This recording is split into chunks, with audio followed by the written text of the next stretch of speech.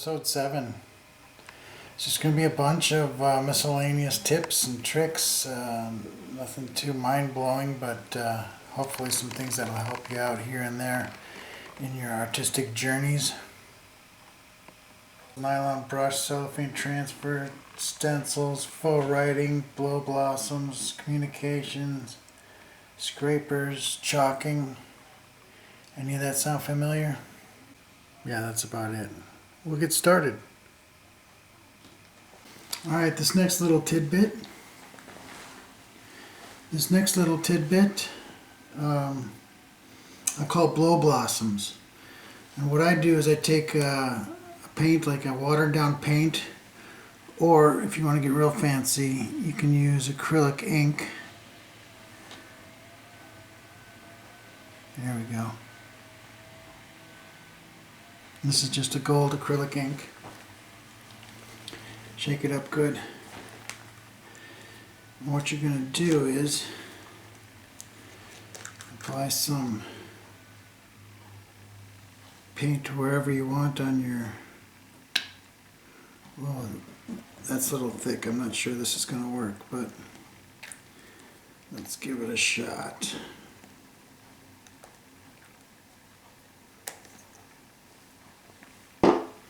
What you do is you take a straw, ordinary straw, the thinner the better. You want a real skinny straw if you can get it. And you blow on it. You blow.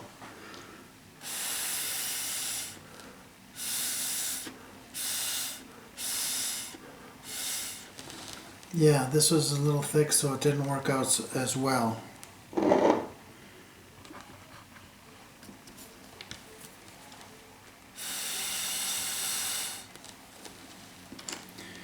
Usually it's a bit more expressive than that, but you get some really neat effects.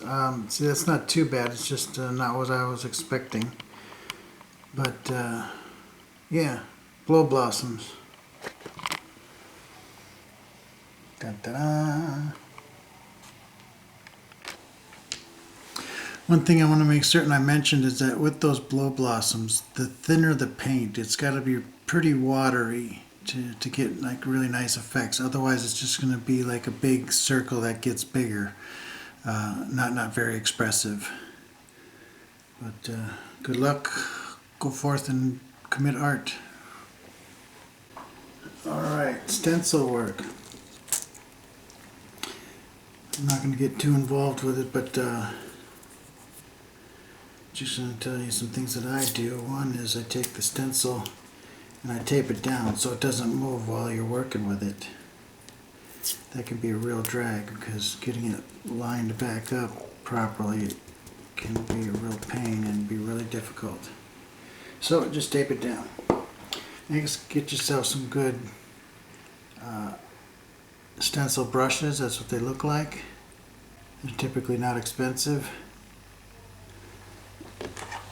And what you want to do when you apply the paint is go up and down, straight up and down, like so, not across. I'll show you how that comes out.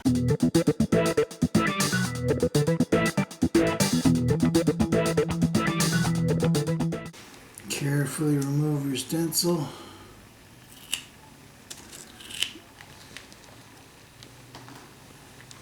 And voila, you have stencil work. Okay. Beautiful. That's all I'm going to talk about for stencils. Alright.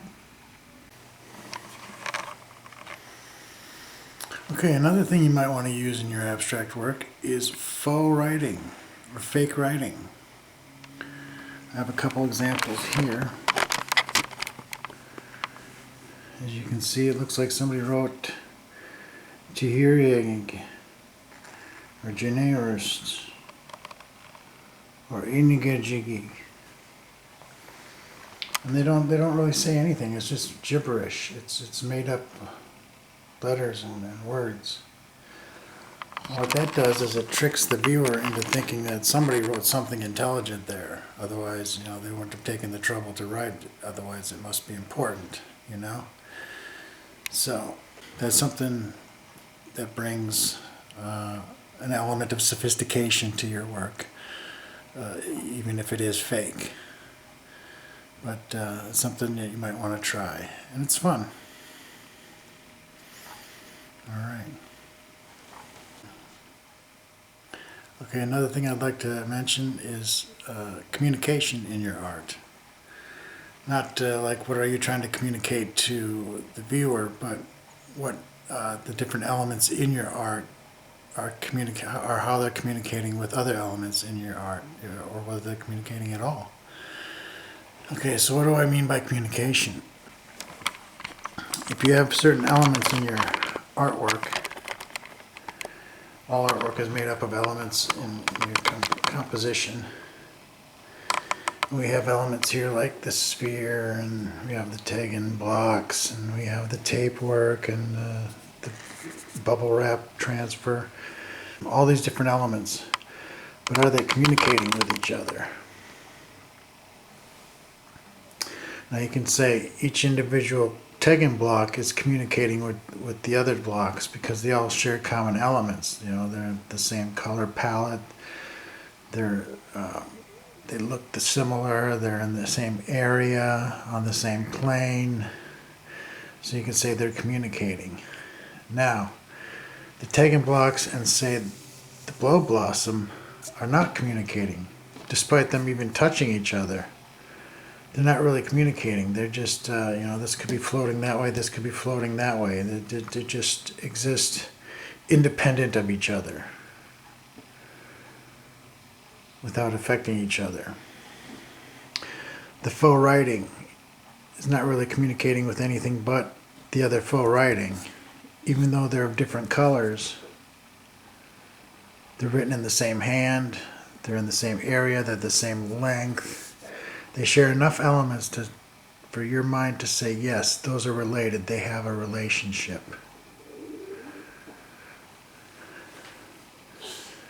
This gray background and the gray bubble wrap transfer, that's communicating. But it's not communicating with, say, the sponge roller.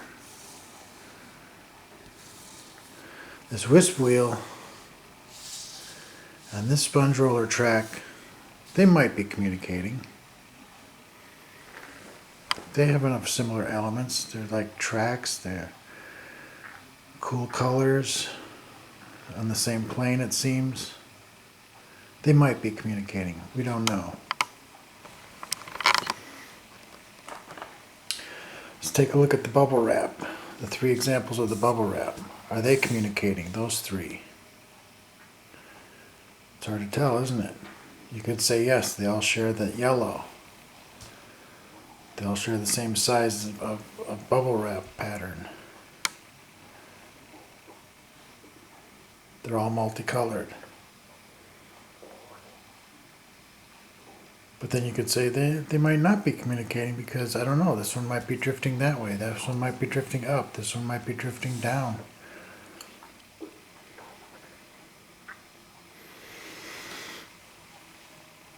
It's a good idea to be conscious of whether things are communicating in your work or not, because sometimes they can make or break a piece.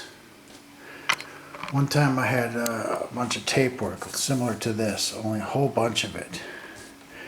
And I put a phagosphere inadvertently right on the end of a tape line. So it looked like those two were communicating. Like the ball was attached to the tape.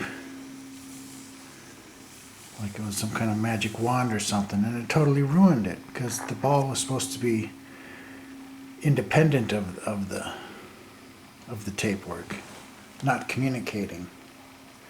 So keep that in mind. Keep in mind whether your things are communicating with each other or not. They should be communicating only if you want them to be, and they should be not communicating if you want them not to be. Should be up to you. Should be intentional. That will add sophistication to your work and believability.